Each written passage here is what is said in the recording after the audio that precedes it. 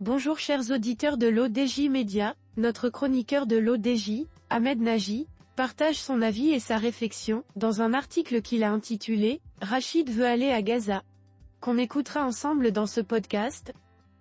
Notre journaliste ouvre son propos par ces mots.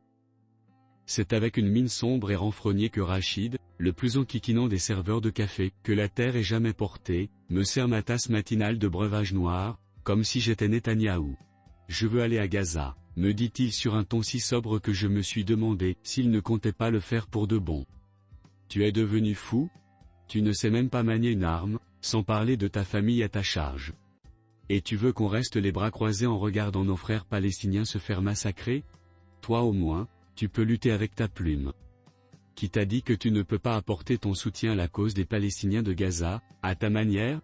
D'abord, dis-moi, crois-tu que faire la guerre est juste une question de courage?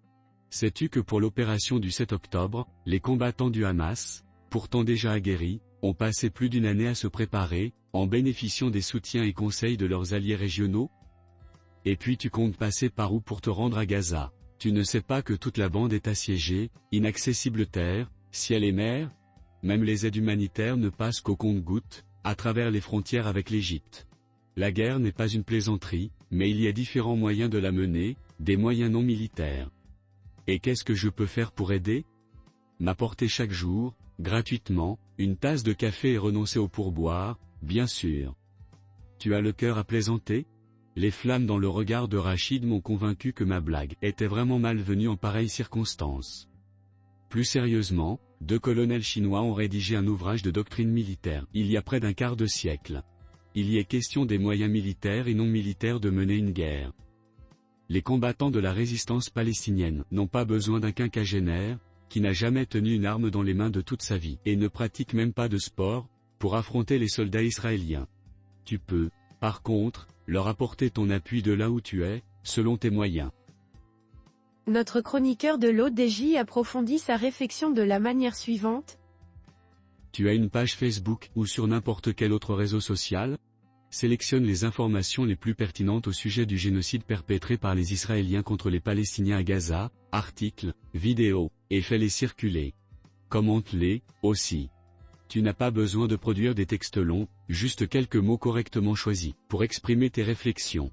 Essaye de t'imaginer cette guerre comme une rixe sanglante entre deux personnes, un persécuteur et un opprimé, mais tu n'es pas capable, physiquement, de t'interposer. Tu peux, au moins, aider les autres personnes présentes pour peser ensemble sur les protagonistes et stopper le bain de sang. Auparavant, la presse était la seule à pouvoir jouer ce rôle. Avec l'apparition des nouvelles technologies de l'information et des communications et la démocratisation de ces outils, tout citoyen est devenu apte à collecter et diffuser l'information et se forger par lui-même une opinion. Voire peser sur le courant d'opinion. Une rivière est un simple cumul de gouttes d'eau. Les réseaux sociaux constituent, désormais, également un champ de bataille, celui d'un affrontement sans armes, mais dont l'importance est primordiale, puisqu'il s'agit de gagner le soutien de l'opinion publique mondiale. Présentement, les Palestiniens sont en train de remporter cette bataille, donc les Israéliens de la perdre. Il ne faut, toutefois, pas oublier que les sionistes sont plutôt doués pour affabuler. Il s'agit alors, essentiellement, de montrer à l'opinion publique mondiale que les citoyens des pays arabes font bloc pour s'opposer au massacre des Palestiniens par les Israéliens. Tu crois, franchement, que les dirigeants israéliens et même occidentaux s'intéressent à l'opinion des citoyens arabes?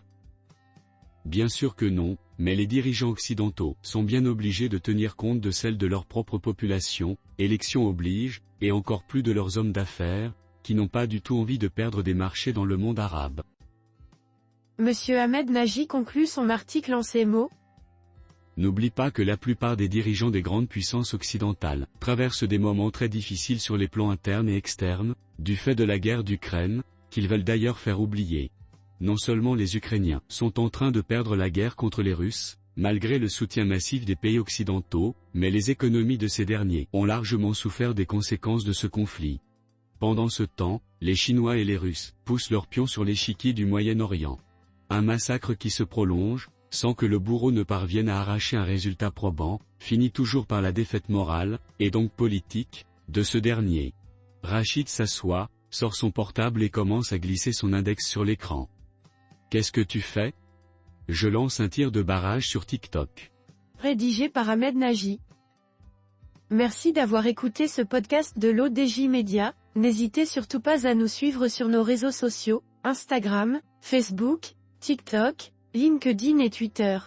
Alors, on se dit au prochain podcast de nos chroniqueurs de l'ODJ, et à très bientôt.